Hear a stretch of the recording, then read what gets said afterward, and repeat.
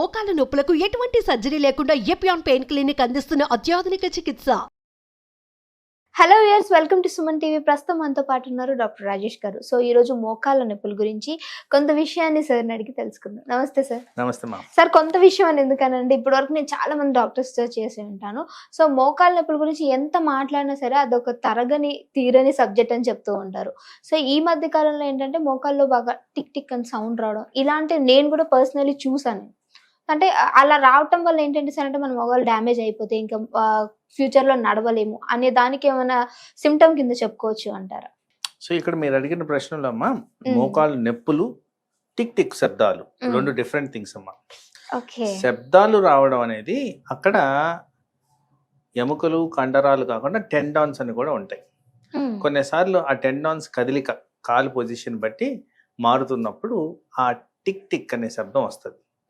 అదే విధంగా ఆ శబ్దాల్లో రాపిడి అంటే ఒకదానికి రాసుకున్నప్పుడు వచ్చే రాపిడి, దాన్ని మేము ఇంగ్లీష్ లో క్రెపిటస్ అంటాం. ఓకే.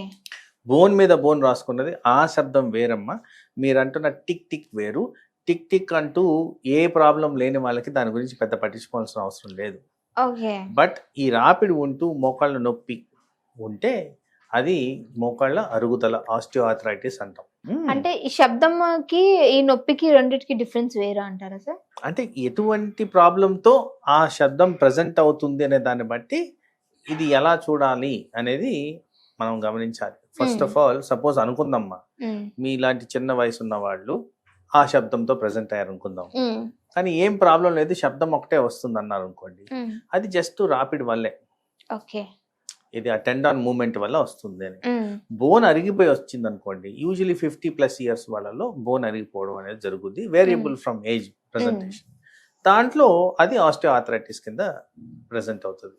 ఓకే. అంటే ఈ నార్మల్ గా పెయిన్ ఎక్కువ వచ్చినప్పుడు వీళ్ళలో కూడా ఆ శబ్దాలు లాంటివి చూస్తూ ఉంటారు. సో అంటే మా అమ్మమ్మ వీళ్ళకి అలా. సో ఇదేంటంటే వాళ్ళకి ఇంకా నడవలేని సిచ్యువేషన్కి వెళ్ళిపోతున్నందుకు ఇది ఒక సిమ్టమ్ గా చెప్పుకోవచ్చు అంటారా? సో బేసిక్లీ ఇక్కడ మేజర్ థింగ్ ఏంటంటే వెయిట్ ఎలా ఉంది. Weight is a major contributor. దాంతోపాటు వీళ్ళ బోన్ కాల్షియం పరిస్థితి ఏంటి, బోన్లో ఉన్న కాల్షియం. బోన్లో కాల్షియం అంటే బోన్ స్ట్రెంగ్త్ని డినోట్ చేసేది.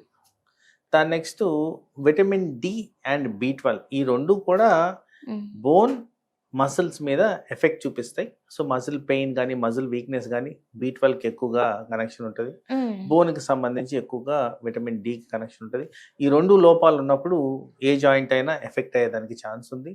ఇది ముఖ్యంగా మోకాళ్ళలో ఎక్కువగా గమనిస్తుంటాం, పర్టికులర్గా కాస్త పైబడిన వాళ్ళు, ముఖ్యంగా లేడీస్లో. సో ఇలాంటి వాళ్ళల్లో ఆర్థరైటిస్ గురించి మనం దాని గురించి అనాలిసిస్ చేయాల్సిన అవసరం ఉంటుంది. వెదర్ జస్ట్ వెయిట్ రిలేటెడేనా, లేదు హార్మోన్ రిలేటెడా, లేదు ఈ విటమిన్ రిలేటెడా, వీటిని బట్టి ఏ విధంగా ట్రీట్ చేస్తే ఈ రికవరీ ప్రాసెస్ అనేది ఉంటుంది. ఓకే.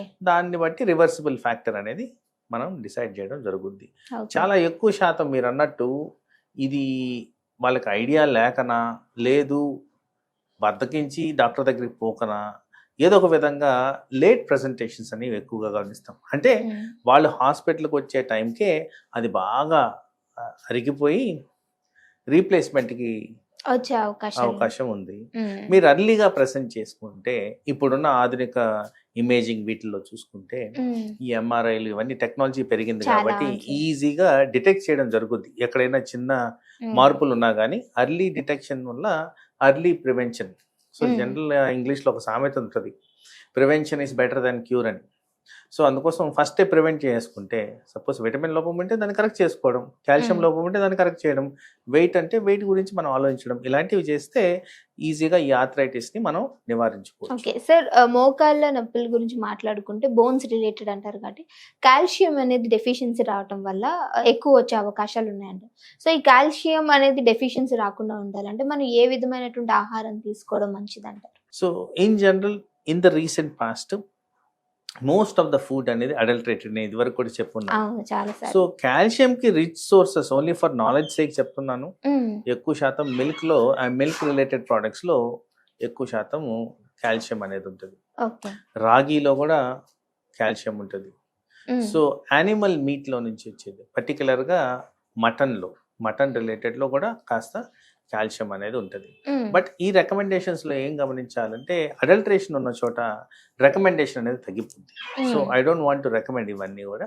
సో జనరల్ అసెస్మెంట్ ఏంటంటే చాలా మందిలో ఎక్కువ శాతం నా క్లినికల్ ప్రాక్టీస్లో కూడా గమనించేది ఈ విటమిన్ డి లోపం కనిపిస్తుంది. విటమిన్ డి అనేది క్యారియర్ ఫర్ కాల్షియం. ఉమ్, దాన్ని కరెక్ట్ చేస్తే ఆటోమేటిక్గా కాల్షియం అనేది మన బాడీలో వచ్చేస్తుంది. కాబట్టి ఉమ్, ఫస్ట్ వైటమిన్ డి కరెక్షన్ అనేది చేసుకోవాలి. ఉమ్, తద్వారా ఈ కాల్షియం లోపాలు అనేది మనం కరెక్ట్ చేసుకోవచ్చు. ఉమ్, అలాగే ఎక్కడైతే మనకి సస్పిషన్ ఆఫ్ లో కాల్షియం బోన్స్ మీద ఎఫెక్ట్ ఉందంటే ఈ బోన్ డెన్సిటోమీటర్ అని చెప్తారు. ఆ, అది ఆ బోన్ డెన్సిటీ అనేది మెజర్ చేస్తుంది. ఎక్కడైనా వీక్ పాయింట్స్ ఉంటే హైలైట్ చేస్తుంది. దానికి తగ్గ చర్యలు తీసుకుంటే ఆ ఏరియా ఎఫెక్ట్ కాకుండా మనం కాపాడుకోవచ్చు. ఉమ్. అంటే సార్ ఇది ఈ మోకాళ్ళ నొప్పి సమస్య అనేది ప్రివెంటబుల్ అని చెప్పుకోవచ్చు అంటారా sir? Preventable, definitely preventable. Um, so in general consensus ఏంటంటే ఈ వాకింగ్ అనేది ప్రాపర్గా చేస్తూ ఉమ్, యోగా వ్యాయామం చేసుకుంటూ ఉంటే ఉమ్, డీజనరేషన్ ఆఫ్ బోన్స్ స్లో అయిపోద్ది, ఫాస్ట్గా ఆర్థరైటిస్ రాదు. దాంతోపాటు ఇట్లా సపోర్టివ్ న్యూట్రిషన్ ఎలిమెంట్స్ తీసుకుంటే ఉమ్, డెఫినెట్గా లాంగ్ టర్మ్లో వీటి బెనిఫిట్స్ బెటర్గా ఉంటాయని కూడా గమనించారు. సైంటిఫిక్ రుజువులతో ఇది నిరూపించబడింది. ఉమ్. సో ఇలా చేసుకుంటే డెఫినెట్గా మనకి బోన్స్ ఎఫెక్ట్ అవ్వకుండా ఆర్థరైటిస్ రాకుండా కూడా కాపాడుకోవచ్చు. కాపాడుకోవచ్చు సార్. ఇన్ జనరల్ గా అసలు మోకాల అరుగుదల అనేది ఎప్పటి నుంచి స్టార్ట్ అవుతుంది అంటారు? అంటే అట్లా ఏ వయసు హార్డ్ నుంచి? అండ్ ఫాస్ట్ రూల్సే లేవు. ఉమ్, 20 సంవత్సరాల నుంచి స్టార్ట్ అవ్వచ్చు, 60 సంవత్సరాల నుంచి కూడా స్టార్ట్ అవ్వచ్చు. Depends on the person's body. persons. ఇప్పుడు మోకాళ్ళకి దెబ్బలు తగులుతుంటాయి, పర్టికులర్గా motor bike accidents are major అవును, అవును. ఇంజురీస్ లో తగులుతాయి. వాళ్ళకి ఈజీగా ఆర్థరైటిస్ వస్తుంది, ఫాస్ట్ వస్తుంది. ఓకే. అలాగే హెల్దీగా నేను చెప్పినట్టు అన్ని హెల్దీ ప్రాక్టీసెస్ చేసి విటమిన్స్ అన్ని మెయింటైన్ చేసి కాల్షియం ప్రాపర్గా తింటూ హెల్దీ డైట్ మెయింటైన్ చేస్తూ హెల్దీ వెయిట్ మెయింటైన్ చేసే వాళ్ళకి 60 అయినా కూడా రాదు. Um, so it's a variable component. Okay. So దానికి ఉదాహరణగా పోల్చుకోవడానికి చెప్తాను, చాలా మందికి చిన్నపిల్లలకు కూడా ఇక్కడ తెల్ల వెంట్రుకలు కనిపిస్తున్నాయి. అవును. ఇది వరకు ఏంటి, ఓన్లీ వయసు పైబడిన వాళ్ళకే తెల్ల వెంట్రుకలు కనిపించు, కనిపించాయి. అవును. సో దీస్ చేంజెస్ ఏంటంటే ఇవన్నీ న్యూట్రిషనల్ వాల్యూస్ లోపించిన పదార్థాలు తిన్నందుకు వస్తున్నాయి మనకి. ఉమ్, సో ఇలాగే ఈ ఆర్థరైటిస్ కూడా. So okay. సో ఆర్థరైటిస్ అనేది వేరియబుల్ ఫ్యాక్టర్. అవును సార్. నార్మల్గా మీరు అంటే వైట్ హెయిర్ గురించి ఇట్లా మాట్లాడుకుంటే ఇవి కూడా అంటే మన బాడీలో ఉన్నటువంటి ఏదైతే కాల్షియం కావచ్చు, విటమిన్స్ కావచ్చు, ఇవన్నీ తగ్గడం వల్ల వస్తుంది అని చెప్పుకోవచ్చు అంటారు కదా sir? So okay sir, thank you so much. చాలా మంచి ఇన్ఫర్మేషన్ అందించారు. మోకాళ్ళ సమస్య గురించి ఏంటంటే అంత అవగాహన లేక ఈరోజు చాలా మంది బాధపడుతున్నారు. సో సార్ మనకి ఈరోజు చాలా చక్కటి ఇన్ఫర్మేషన్ అందించారు కాబట్టి థ్యాంక్ యూ సార్. నమస్తే.